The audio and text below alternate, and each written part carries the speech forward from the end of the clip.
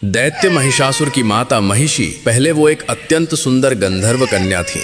बाद में वो एक भैंसिनी बनी। पहले उनकी सुंदरता इतनी अद्भुत थी कि अप्सराएं भी उनके सामने फीकी लगती थीं। एक दिन महिषी अपनी सहेलियों के साथ एक सुंदर तालाब में मस्ती कर रही थीं। सभी एक दूसरे के ऊपर पानी उठाकर हंसी ठठोली वे सब मग्न थीं। तभी महिषी की दृष्टि पास ही बैठे एक ऋषि पर पड़ी जो ध्यान मग्न होकर तपस्या कर रहे थे। महिषी के मन में शरारत सूझी। वो धीरे से ऋषि के पास जाकर जानबूझकर कीचड़ भरा पानी ऋषि के ऊपर उछालने लगी, जिससे ऋषि का ध्यान भंग हो गया। ऋषि ने जब नेत्र खोले तो उस गंधर्व कन्या की हरकत देखकर क्रोधित हो उठे।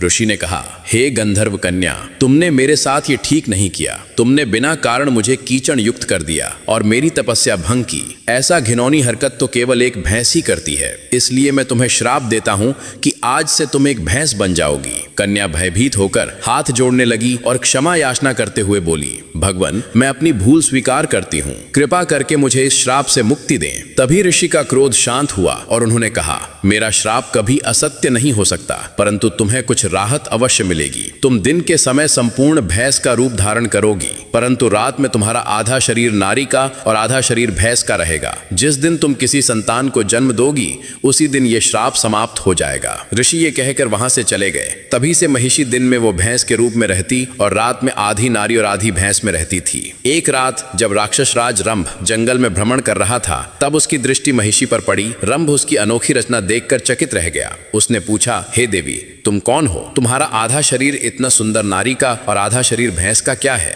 महिषी ने अपनी पूरी सच्चाई राजा रंभ को सुनाई। रंभ उसकी बातों से मोहित हो गया और एकांत में उससे विवाह कर लिया। कुछ समय बाद महिषी गर्भवती हो गई। उसी बीच रंभ ने देवताओं पर आक्रमण किया, परंतु युद्ध में रंभ मारा गया। रंभ के निधन के बाद महिषी ने एक बालक को जन्म दिया, जिसका आधा शरीर भैंस का और आधा शरीर राक्षस का था। उसी कारण उसका नाम महिषासुर पड़ा। लेकिन वह अपनी इच्छा अनुसार कभी पूर्ण राक्षस का रूप ले सकता था और कभी विशाल भैंस का रूप ले सकता था। आगे चलकर महिषासुर इतना शक्तिशाली हो गया कि स्वयं माता दुर्गा ने उसका वध कर दिया। अब माता दुर्गा को अपने दिल से मानने वाले भक्त कमेंट में जय माता दुर्गा अवश्य लिखें।